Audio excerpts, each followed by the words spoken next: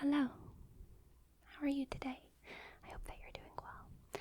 And if you're not doing well, have a coffee, or go on a walk, or do something. Gosh, don't just mope around. I'm kidding, I'm sorry. You can mope around if you want to. This is a safe place to mope. Anyway, sidetracked. I'm gonna make a series about how to love the different astrology signs. And my concept behind this is that there's a lot of videos that are like the strengths of the signs or the weaknesses of the signs or roasting the signs. And I like those videos. I think they're a lot of fun. And you always just scrub through to find your own and the people that you know. But anyway, they're a lot of fun. I'm going to do one video per sign, I think, and like really go in deep with them.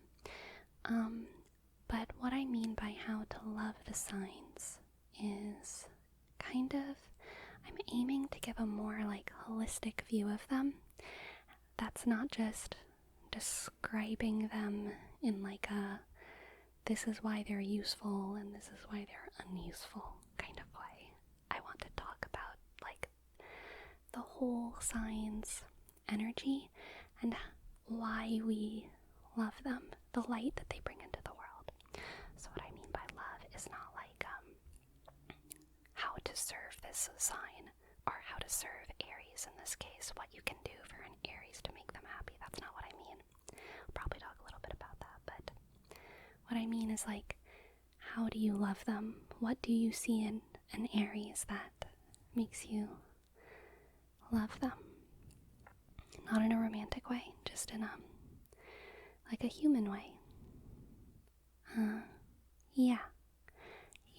So with that, let's get started. I think the first thing that is important to note about Aries, especially for those who are unfamiliar with astrology, is that a lot of people associate Aries with the Greek god of war, which is, where it's from. But in astrology, it is different from that. Aries, the sign, is not like angry or combative. Those are not their core traits. They are not a war god. Some of that energy is a little bit more explicitly presented in astrology whenever you're looking at Mars, the planet. Mars is the thing that kind of, wherever Mars is in your chart, that shows kind of like what hills you are excited to die on, right? So that shows a little bit more of that combative energy. Whereas Aries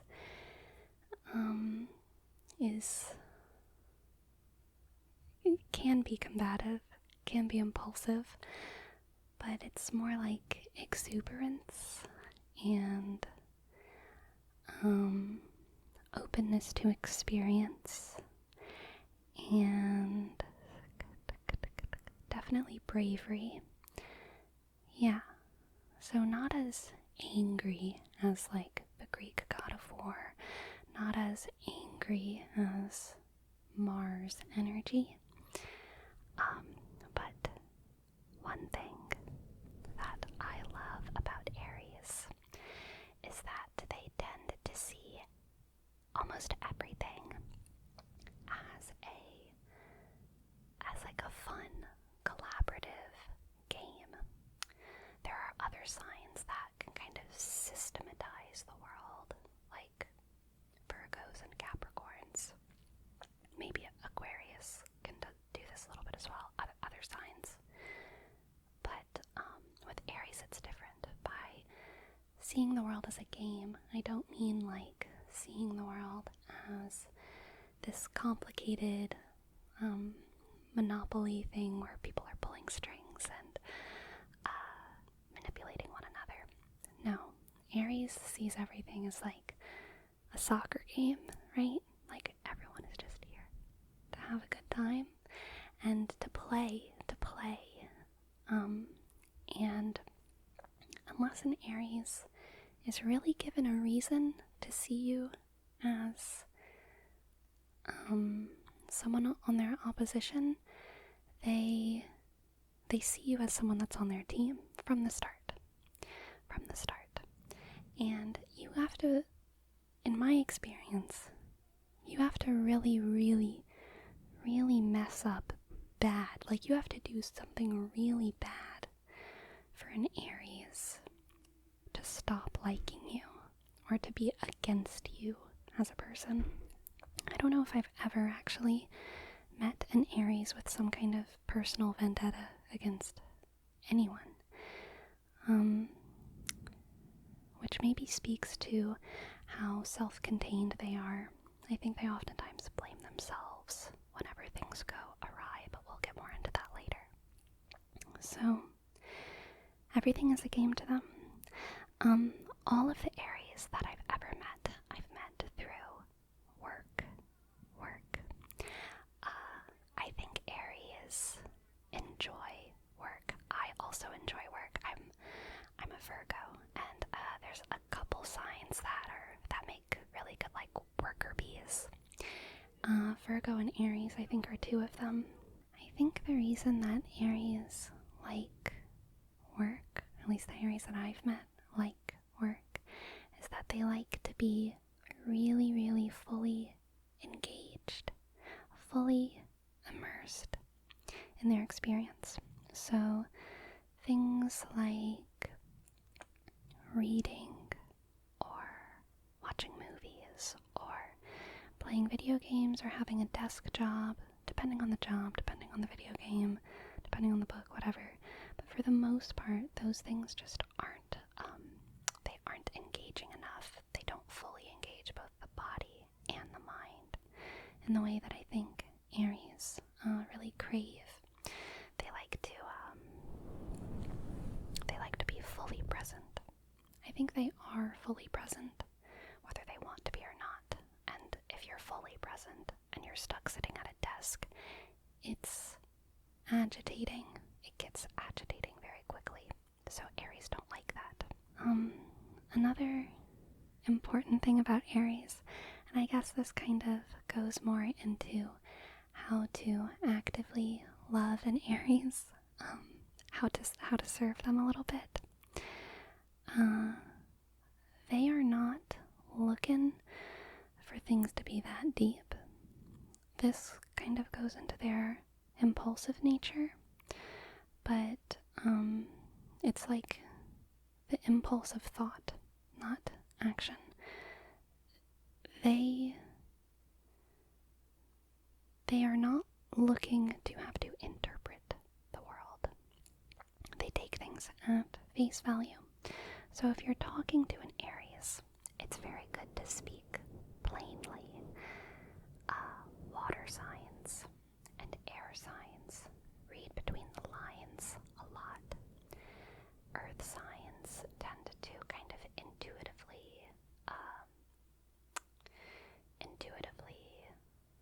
judge whether people are being truthful or not based on their, like, whole vibe. Fire signs, and especially Aries, they take things at face value. If they have to read between the lines, well, an Aries just won't read between the lines. Because they don't read between the lines, it's very easy to accidentally lie to them. If you're trying to imply something, or if you're trying to make a joke, they might just not get it. And then whenever they find out that you didn't speak plainly to them, it kind of feels like you lied to them. So honesty, and not just like the general ideal of honesty, but like being very simply honest and straightforward is really, really important whenever you're talking to Aries, because they take things at face value.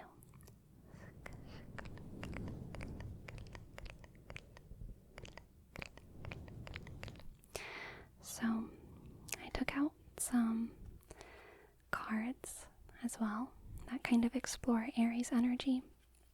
So in the tarot, the card associated with Aries is the Emperor. And the Emperor kind of embodies the fully formed, fully mature, fully developed Aries.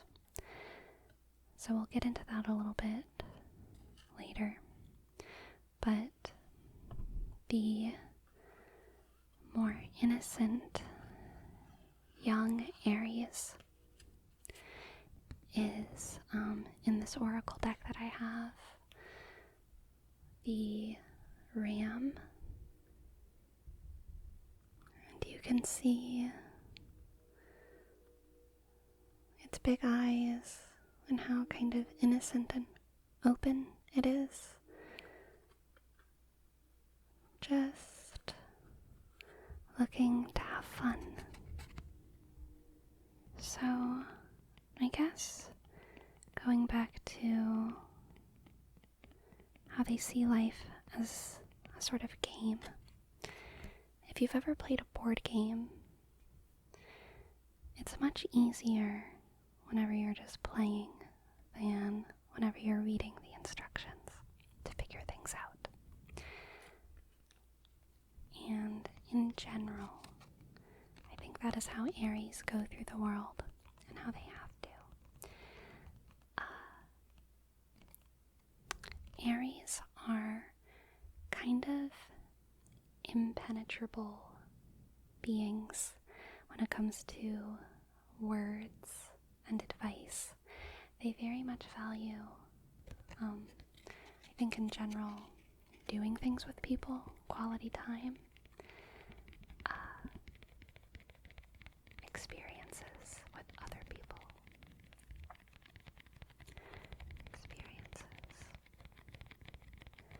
but they're not very receptive to advice. I mean, it'll feel almost irrelevant to them, at least in my experience. They want to, if they're going through a hard time, they want to just be with someone, but they don't want advice. They don't want advice. A lot of times when Aries are going through a hard time, it's because they feel like they've lost the game. And Aries are very lighthearted.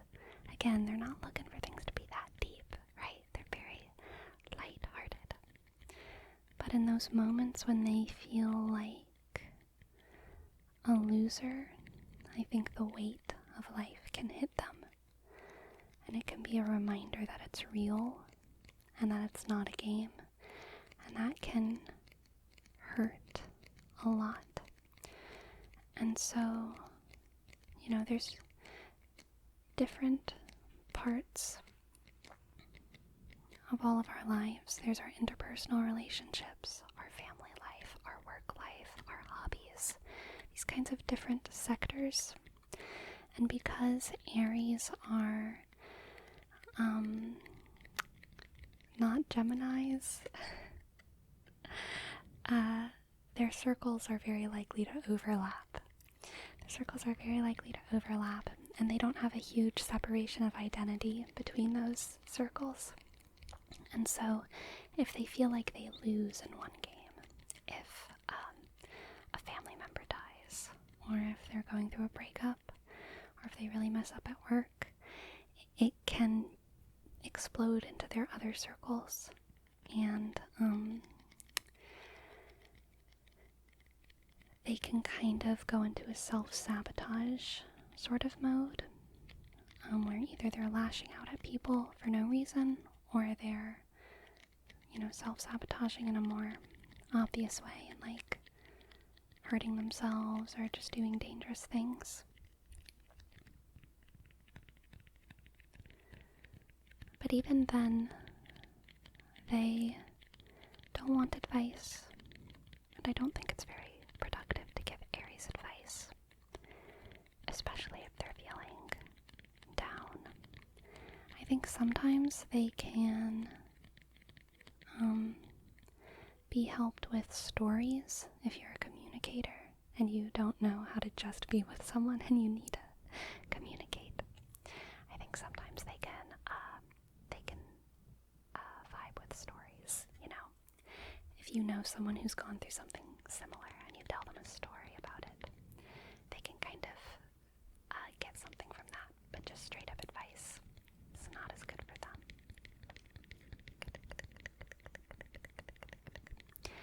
But in general, Aries are very hungry for experience, and so even those sad parts of their lives, they are valuable to them in some way, in retrospect at least, which is true for most people. And this also goes kind of towards, again, how Aries don't benefit from advice. They need to experience. They need to experience things, and they are hungry for experience. They are hungry to be engrossed in all kinds of different things. They like travel and, you know, sports. They don't want vicarious experience. They want to actually do it. And that is why the evolved Aries, the older Aries, the mature Aries, can grow into the Emperor in the tarot.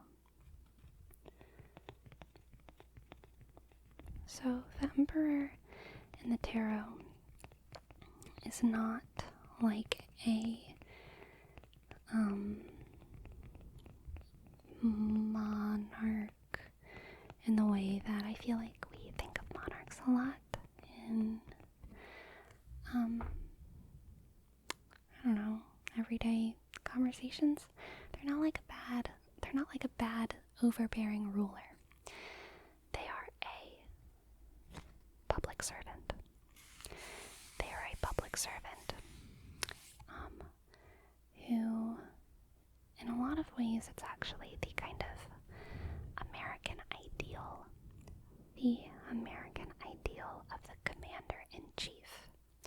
They are someone who is in charge because they know, because they have experienced, not because they've read a lot of books, not because they've had a lot of cool conversations, but it's the ideal of the commander-in-chief.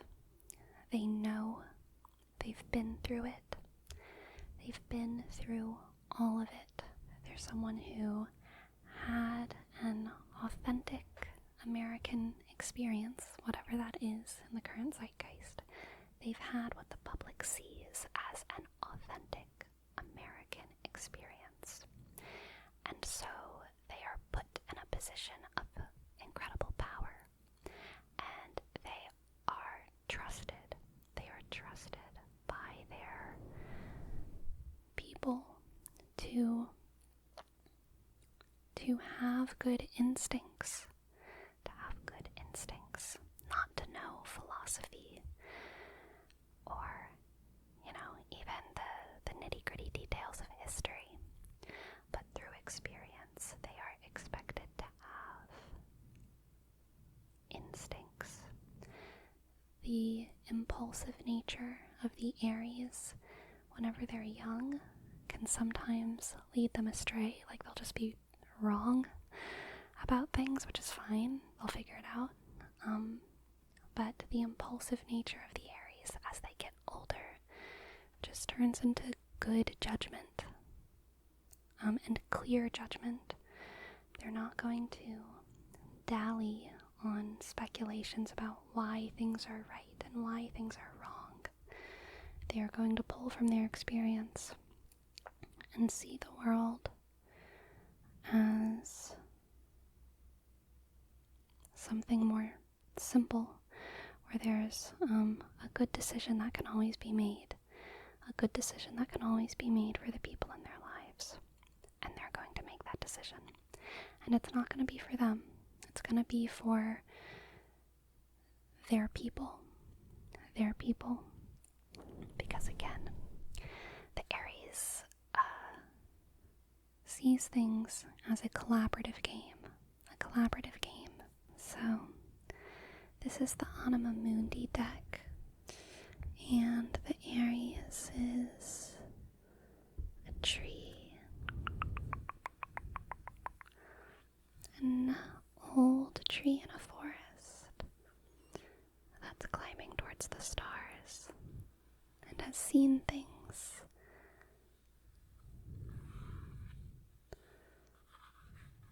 And knows things by experience.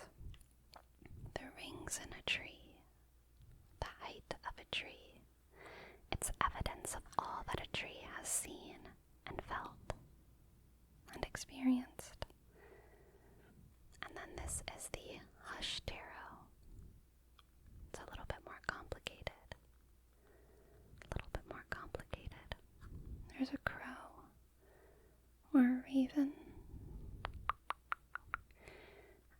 in a sort of cage almost. There's some little people holding spears.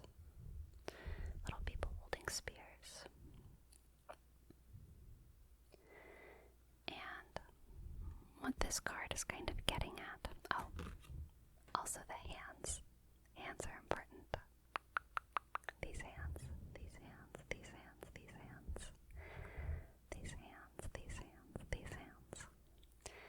I think what this card is getting at is the nature of the service, that it is a sacrifice to be the mature, older Aries, because it's a lot of responsibility.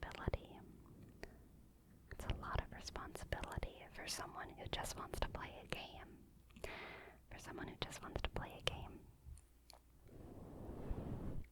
But Aries love very easily, and I think the older they get, the more experiences they have, the bigger their field of love grows. I don't think Aries grow skeptical over time. I think they grow to love more and more and more and more and more people, which in itself is a reason to love Aries back.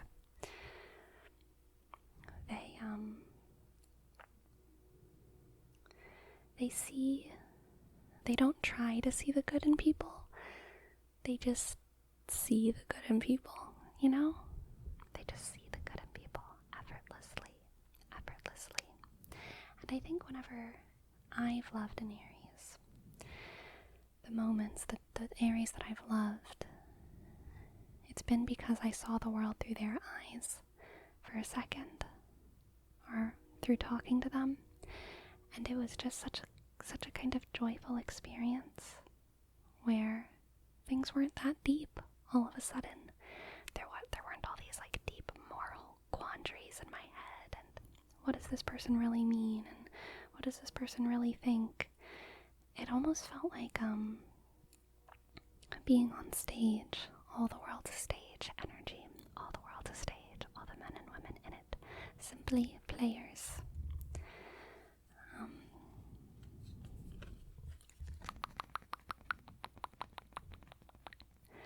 All the world's a stage.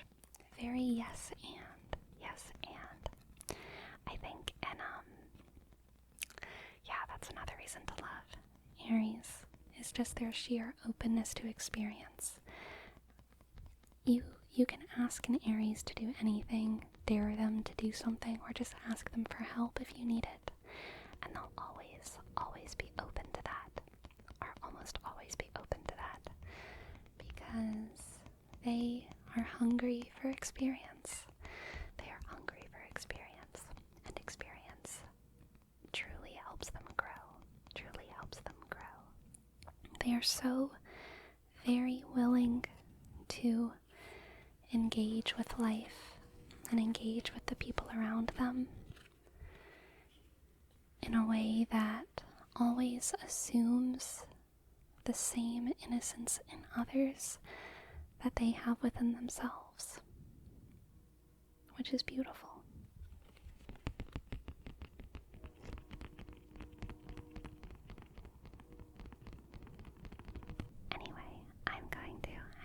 hear. If you are an Aries, or if you know any Aries closely, I'd love to hear your thoughts about all of this. I'm gonna go in order in the astrology wheel. So next up will be Taurus. Taurus, Taurus, Taurus, Taurus, Taurus, Taurus, Taurus. So, if you have any preemptive thoughts about Taurus, I'm also happy to read those comments. Thank you for watching. Thank you for watching. Go love on some Aries, okay? Don't give them advice. Spend some time with them. Ask them for help with your car or something. They'll probably be happy.